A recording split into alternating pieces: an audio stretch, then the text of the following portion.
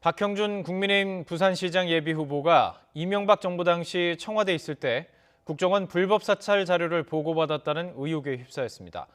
YTN이 관련 자료를 직접 확인해봤더니 보고 라인에 있었던 것으로 명시되어 있긴 한데 구체적인 개입 정도는 알 수 없었습니다. 송재인 기자의 보도입니다.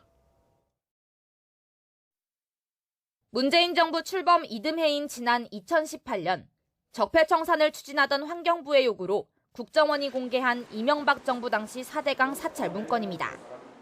4대강 사업에 반대하는 환경단체들에 대한 활동체증과 세무조사 압박을 강화하고 주요 인사들에 대해선 내부 갈등을 유도하는 방안이 수립됐습니다. 보고 대상에 당시 청와대 홍보기획관이 적혀 있습니다. 사업 홍보 내용을 보고받는 대상엔 2010년 당시 청와대 정무수석도 포함됐습니다. 모두 지금의 박형준 국민의힘 부산시장 예비후보입니다. 야당 유력 예비후보가 불법 사찰 의혹의 개입 당사자로 지목되면서 민주당은 곧장 공세에 적극 나섰습니다. 앞서 경쟁자인 민주당 김영춘 예비후보가 박 예비후보 연루 가능성을 제기한 데 이어 이젠 당 차원에서 박 예비후보만큼은 철저한 진상규명이 필요하다며 정조준했습니다.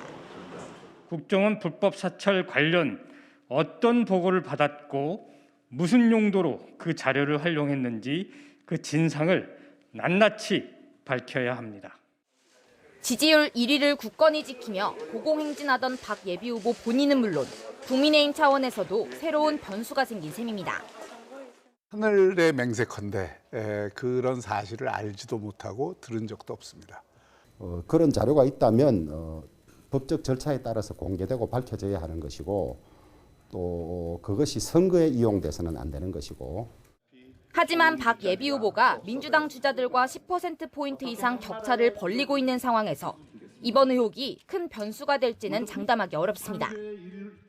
환경단체들이 정보 공개를 청구한 국정원 불법 사찰 문건 내용이 다음 달 추가로 공개될 수도 있습니다. 구체적인 내용에 따라 선거에 미칠 영향도 달라질 수 있습니다. YTN 송재인입니다.